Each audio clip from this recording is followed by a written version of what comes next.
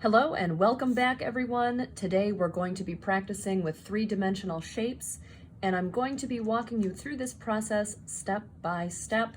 So the supplies that you're going to be needing today are a blank sheet of paper, a pencil, an eraser, and a straight edge. I'm using a ruler today, but if you don't have one at home, you can use anything that has a straight edge. So go ahead and grab those materials, and once you have them, we will go ahead and get started.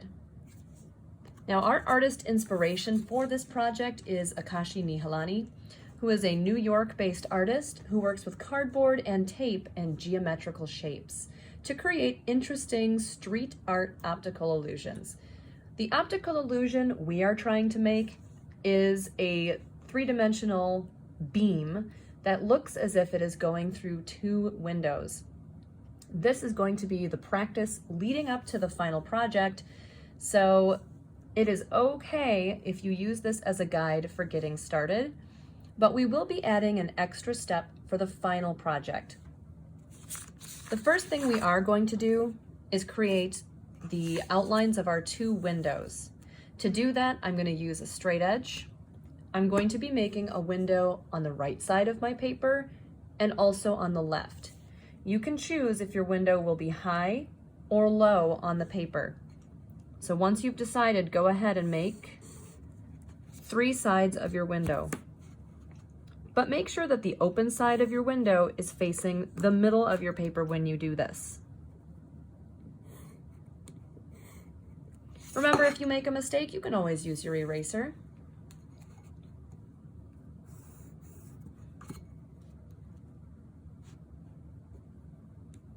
When you make your window on the opposite side, the open side will be changing directions. So this time the open side of my window is on the right.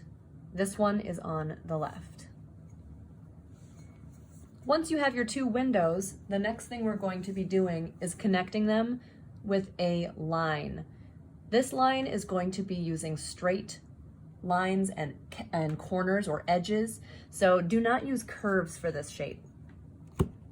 We're going to start in one of the windows. So you can choose the left or the right window for this, and you can choose to start your shape high or start your shape low. Your shape can go up and then down and then up and down again. Your shape could be mostly straight and just kind of bend down. You decide which way your line is going to go. I'm going to have mine change direction a few times. And I'm using straight lines for this with corners.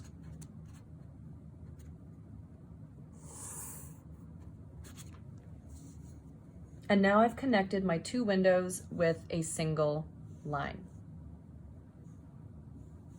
In order to make another side of our three-dimensional shape or our three-dimensional beam, so if you look at this example, how it kind of has more of a thickness to it, we're going to be adding a second line right next to the first line, and it's going to be exactly the same. In order for it to be exactly the same, we're going to use parallel lines. So using our ruler again, we're going to be drawing parallel lines.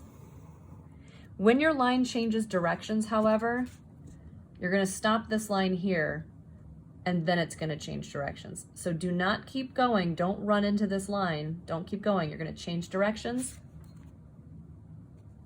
and you're going to make a parallel line going down. This one is going to go a little bit farther down than this line because we need to have a little more space for this bottom line here. I'm going to change directions one more time. And this time my parallel line is going to go all the way to the other window. This is a good time to pause and check to see if your lines are parallel or if you have some lines that are running into each other. If you have lines that are touching at this point, that means that they are not parallel. So go ahead and erase and make adjustments if you need to. The next step is to make the other side of this beam. We are only going to be seeing two sides of the beam. This side that is facing us and either the top of the shape or the bottom of the shape. A good rule to follow is if your line is mostly going down, like this one is kind of going down, we're going to be seeing the top of the shape.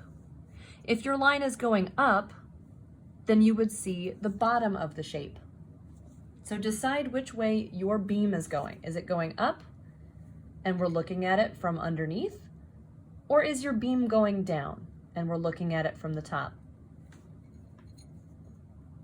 Once you've made that decision, we're going to decide where another parallel line, the top or the bottom of this shape, is going to go.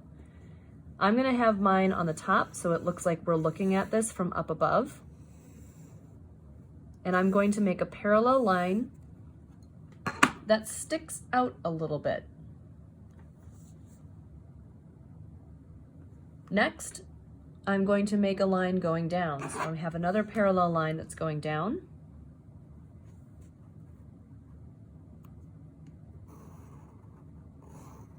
But it's not going to connect. Next, I'm going to turn my ruler and make one more parallel line that is above these two. Again, I'm looking at the top of this shape. If you accidentally went too far or have overlap, you can erase. The last detail I'm going to be adding, anytime that there is a bend or a sharp corner on this shape, I'm going to add a short line in that little spot there. So this is a joint. There's also going to be a joint up here where it bends up here, but I'm only going to see this on the top. I don't need to do anything on the side. Once you've finished adding joints or showing where your line changes directions, you can then go back to your windows and close the shape of the window around your beam.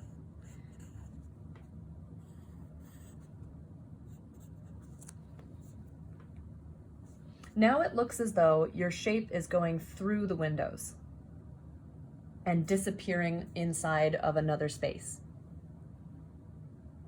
The final step is to add the sill of your windows. So something to think about is if you have a window that's high up on your paper, that means that you're probably standing below it and you're looking up, which means that you will probably be able to see the top part of the window frame, this window sill.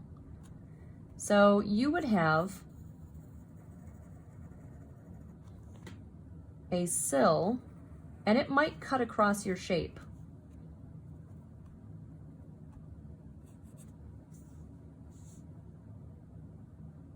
If it does go through your shape a little bit, you can erase the part of the shape that's cutting through your windowsill.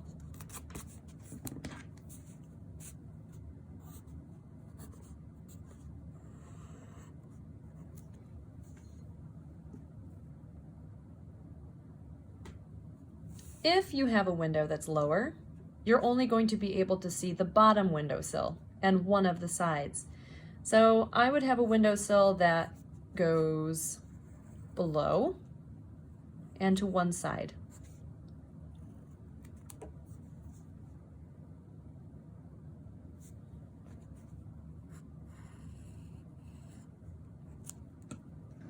If my shape goes through the windowsill, I can erase that part of the shape.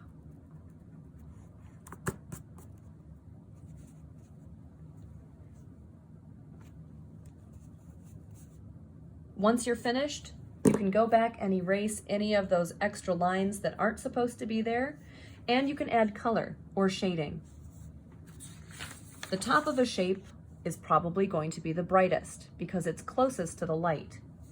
The underside of a shape is going to be darkest because it's farthest away from the light. If you have shapes that are going farther away from you or going into an inside space, they're probably going to be darker, so you can shade those or color those with a darker color. So now that you've gone through making this three-dimensional beam going through your windows, You can practice this as many times as you want with different types of beams. You can change the direction or try different types of shapes just for practice. So good luck and happy practicing.